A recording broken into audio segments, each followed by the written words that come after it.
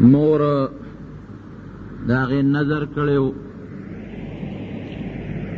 چې اللہ تعالی مال دې کم بچی راک دا به د بیت المقدس د خدمت لپاره آزادی وقف بی.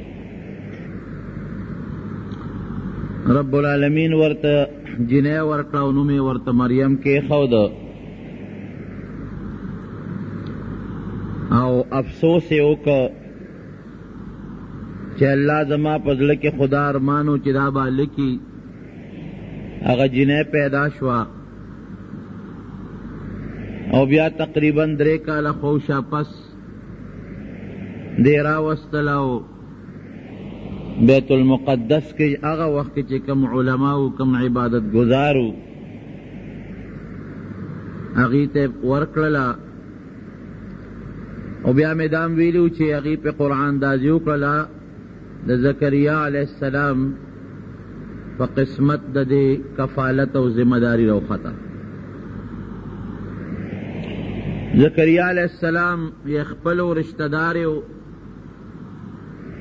د بی بی مریم د ترور خاوندو هغې تربیت وکړو دا لویه شوه او په دغه زمانه کې بدی بی بی مریم د بیت المقدس خدمت کو هغې کې چې کم عالمانو دغه زمانې بزرگانو نیکانو اولیاء صلحا د هغې د ډوډۍ د پخلی او د هغې چې نور کم ضروریاتو د خدمت ابدی پورا کول. زمارونو اللہ تعالی چې کم فیصلے کوي د انسان د عقل نباری د انسان عقل د الله قدرتونو ته او د الله فیصلو ته نه رسی. رب العالمین قرآن حکیم کې فرمائی چې دا ما د انسان د عبرت لپاره یو ډېره لویه نښه او د خپل لوی قدرت مظاهره کړې ده چې انسان ته یو لوی عبرت حاصل شي. اسے قرآن حکیم کے اللہ قصے نہ ذکر کئی دے دپارہ دانی چې خلق مشغول کی. لقد کان فی قصصهم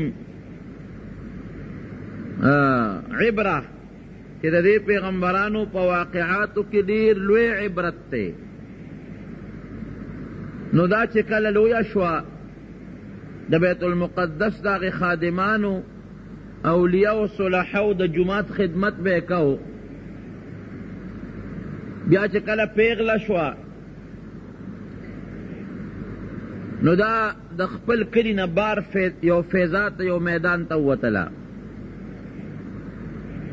هغه زمانه کې د خلقو به هم دغه رواجو بلکې د نبی علیہ السلام زمانه کې د عائشې صدیقې رضی اللہ عنها اوږد حدیث ته حدیث الافک ورته وایي او وایي چې زمونږ په زمانه کې به هم زنانه د کور نه بار ته وتې او د سماتې له ځان له زین او د ښځو هلته کې به خپل اودس برابر که او اوبه به وي د چینې هغې کې به خپل اودسونه وکړل سړي به هغه طرف ته نه تلل بیا به واپس کورونو ته راتلې. نو دغه زمانه هم داسې وه چې بی بی مریم د خپل کور نه بار یو صحرا طرف ته ووتله په دې خیال چې دلته به زه ځان پاک کمه غسل به وکم جامې به بدلې کم بیا به راځم دا الله د خپل قدرت اظهار کوي چې دا کله هغه ځای ته لاړه او بیا دا را روانېدله نو حضرت جبریل علیہ السلام د انسان په شکل کې ورغې ور مخامخ شو ورته. اللہ قرآن حکیم کی فرمائی وَاذْكُرْ فِي الْكِتَابِ مَرْيَمْ اذ انتبذت من اہلها مکانا شرقیہ یو زان لزے مشرقی جانب تا تخلق نزان لجدا فاتخذت من دونهم حجابا اغزان لزے کے امزان لے اوپر در آتا اکڑا کہ ما سوک اونوینی دا دیر زیادہ پاک دامنا او با پردہ بنیادمو ذکر اللہ قرآن کے داغی دا پردے ذکر کئی یو زان لدا پردے زے اونی و او دا کورنا مشرقی جانب تلاڑا اللہ فرمائی چې فارسلنا الیها روحنا، من خپله یو فرشته حضرت جبریل علیہ السلام ورولېږو، فتمثل لها بشرا سویا، هغه د یو خشته ښکلي انسان په شکل مخامخ ورته ودرېد، برابر یو مضبوط انسان. خو چې دې سړی ولیده چې دا سړی څه کوي، نو خامخا په ښځه باندې هیبت راځي او د زنانه په زړه کې شک او شبهه هم راځي چې دا سړی څه کوي ما سره. نو فوراً د دې غریبې په زړه کې مې یو هیبت راغی، دا خو د یو لوی شخصیت لور ده، یو پیغمبر تربیت کړی دی، یو نیکه بیبي ده، او هغه بیبي ده چې د الله تعالی په قدرت یې دومره یقین دی چې الله به وله د جمې میوه په اوړي کې او د اوړي میوه په جمې کې رالېږله. نو فوراً دا ودرېدله او وایي چې دغه انسان جبریل علیہ السلام خو یې نه پېژني چې جبریل علیہ السلام دی. دا ورته وایي چې ودرېده ورته، ای د الله بنده، انی اعوذ بالرحمن منک ان کنت تقیا، که د خدای نه یریږي نو زه دنه پنۍ غواړم، ما ته رانږدې نه شي. یو انسان بل ته وایي که نه الله نه ویریږه، دا یو قسم ورته ورچولي. که ته د الله نه یریږي او په زړه کې ستا دا لوی الله او د هغه لوی ذات یری، نو زه د هغې ذات د هغې رحمان ذات په وجه د هغه په ذات تا نه پناه نیسم، ما ته ګور رانږدې نه شي، خدای نه ویریږه. چې دې دا خبره وکړه هم پوه شو چې دا خو ویرېدله، د دې په زړه کې بل څه سوچ راغی، دا خو ما نه امان غواړي. نو جبریل علیہ السلام ورته وایي چې انی رسول ربک، زه ستا د الله استازی یم، خدای پاک را لېږلی یم، الله را لېږلی یم، زه استاز یم. لاهب لک غلاما زکیا، دې له الله را لېږلی یم چې تا له یو الګ زیری در کوم، چې تا له پروردګار بچی در کوي، او بچی به هم در بدعمله بچی نه در کوي، هوښیار او پاکیزه بچی به در کوي. دې زیری الله را لېږلی. علما دلته وایي چې زیری ورکوي نو غلاما زکیا، پاک بچی، پاکیزه بچی به الله در کوي. ځکه د انسان دپاره هغه بچی د الله رحمت دی چې هغه اخلاقي طور پاکي. کم بچی که ډېر هوښیاره مي، ډېر قابله مي او ډېره پیسه م ګټي، ډېر دولتمنده مي، خو چې اخلاقي طور پلیتي، هغه انسان د مور او پلار او د قوم او قبیلې دپاره د الله قهر او غضبېږي. داسې ده که نه؟ قمقل بچی دی وي، پیسه دې م کمه ګټي، خو چې د اخلاقي طور ټیکي، اخلاقي دا د فحش نه او د بدعملۍ نه، د بربنډتوب نه او د ګناهونو نه او د اخلاقي برایو نه ځان ساتي، دا بچی د الله رحمت دی. ځکه ورته وایي لاهب لک غلاما زکیا، داسې بچی درته بخم، الله را لېږلیم چې ابه یو الک به جنۍ بني او الک به بیا ستره به پاکیزه به اخلاقي کردار به مزیدار او برابري، داسې بچی درته زه را لېږلیم درته بخم. دا ورته فوراً وایي چې انا یکون لی غلام ولم یمسسنی بشر ولم اکو بغیا، زما بچی به څنګه کېږي؟ بچی خو دغه انسان کېږي چې یو ښځه واده شوي، زه خو واده نه یم، ما ته خو الحمدلله یو انسان تر ننه پورې رانږدې شوی نه دی، او بل یا که واده شوي نی نو ښځه بدعملی، نو لم اکو بغیا، بدعملم نیم. نو چې هر کله بدعملم نیم، واده میم په صحیح طریقه چا سره شوی نه دی، څوک انسان تر ننه پورې ما ته نږدې شوی نه، زما اولاد به څنګه کېږي؟ ته څه ما ته تعجب خبره ده، عجیبه خبرې کې. او ورته څه وایي؟ قال ربک هو علی هین، الله وایي ای مریم ستا رب وایي، رب هغه ذات چې د ستا د مور په ګېډه کې ستا تربیت کړی دی، هغه ذات چې د زکریا علیه السلام په لاس کې ستا تربیت کړی دی، هغه ذات چې تا له بې موسمه میوې را لېږلي دي، هغه رب هو علی هین، دا ما ته ډېر آسان کار دی. حضرت آدم علیه السلام نه د پلار نه او نه د مور نه، بې د پلار او د مور نه مې پیدا کړ. زه چې وغواړم بې د پلار نه او بې د مور نه پیدا کولی شي. په دنیا کې چې دا څومره څیزونه پیدا کېږي، لکه دا اوس خو د غوا بچې د غوا نه پیدا کېږي، د خر بچې د خرې نه پیدا کېږي، ورپسې ځه، لیکن اصل د دې حیواناتو بنیاد چې ولټې دا کم دی، اوس خو د پلار او د مور نه پیدا کېږي، خو دا اخیري چې ورپسې ځې د دې خرو، د دې سپو، د دې ګړو، د چیلو، د غو میخو، هغه چې کوم اصلي مور وه، یو ځای نه خو دوی شروع شوې ده که نه، هغه الله څه نه پیدا کړي. رب العالمین داسې طاقت او قدرت دی. د خاورې د تابوت او د خاورې د خټې د یو دغه نه سلي نه الله حضرت آدم علیه السلام پیدا کړه، او بیبي حوا یې بیا د آدم علیه السلام نه پوخته وویستله، د هغې نه بیبي حوا پیدا کړه. اوس الله دا ښیي چې یو انسان زه په دې مخ د ځمکه داسې پیدا کوم چې صرف د مور نه به پلار به نه خیم خلقو ته چې دا کار زه کولی شم او که دا کار زه نشم کولی شي الله که نشي.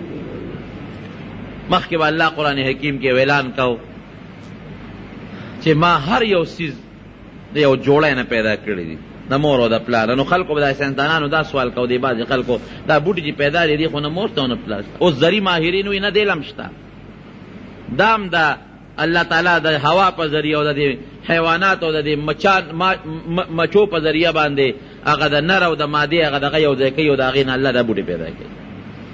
قرآن کې الله مخکې ویلي. نو داسې خیم دی خلکو ته چې بغیر د مور نه ولنجعله آیة، دا زه د خپل قدرت یو نښه ښکاره کوم. بس دې کې مې دا حکمت دی چې خلکو ته وښیم چې بې د پلار نه او صرف د مور نه یو بچی پیدا کولی شي.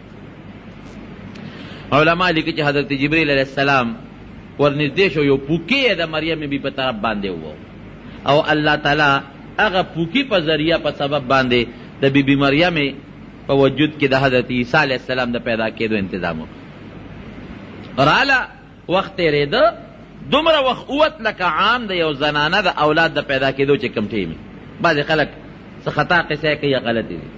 عام معمول مطابق چې څومره 9 میاشتې تقریبا پوره کېږي پوره شوې او دې غریبې ته خو پته ولګېدله چې دا به زما اولاد کېږي.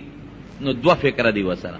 یو د انسان د پیدایش، د انسان د پیدایش دام ډېر ګران کار یو ډېر لوی تکلیف.